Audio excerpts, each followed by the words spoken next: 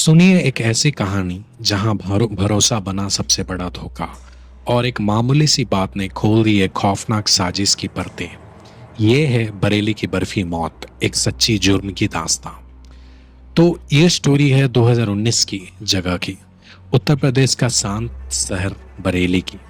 सर्दी की एक रात थी, 12 दिसंबर की रात। रश्मि वर्मा एक 32 साल की गृहिणी रोज की तरह अपने परिवार के लिए रात का खाना बना रही थी। पति सुधीर वर्मा एक स्थानीय मिठाई का दुकान चलाते थे, वर्मा स्वीट्स के नाम पे। एक आम सा परिवार, आम सी जिंदगी, लेकिन उस रात कुछ भी आम नहीं था। करीब रात 10 बजे सुधीर पुलिस स्टेशन भागते हुए पहुंचा, चिल्लाते हुए बोला, मेरी बीवी मर गई है, कोई इसे जहर दे गया। पुलिस जब घटनास्थल पे पहुंची तो देखा रश्मि की लाश बिस्तर पे थी।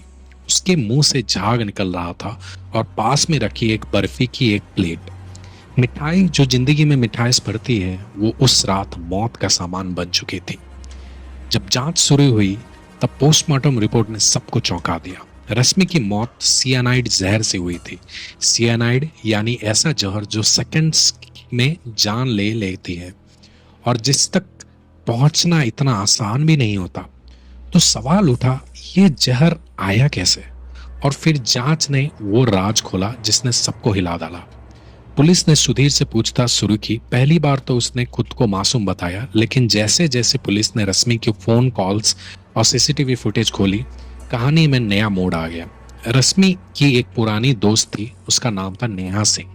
अचानक पुलिस ने रेडार पे आ गई। वो कॉल रिकॉर्ड्स के मुताबिक रश्मि और नेहा के बीच हाल के महीनों में काफी बातचीत हुई थी, लेकिन एक कॉल ऐसा था जो घटना वाली रात से ठीक एक दिन पहले का था और इसमें बता रहे थे कि सुधीर की बेवफाई का।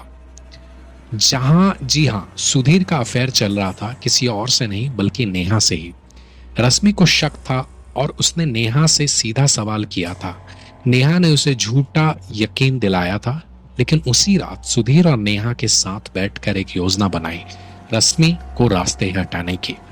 योजना बेहद सीधी थी।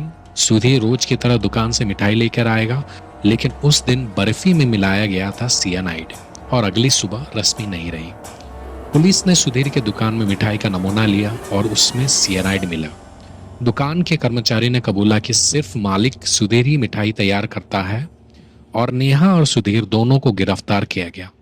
कोर्ट के केस चला 3 साल तक। 2022 में इस जज ने जब फैसला सुनाया तो कहा, यह एक ऐसी सोची सलझी बेहद खतरनाक साजिश है। एक पत्नी को उसी के पति और उसकी प्रेमिका के मौत ने घाट उतार दिया। इसे माफ नहीं किया जा सकता। सुधीर और नेहा दोनों को उम्र कैद की सजा मिली।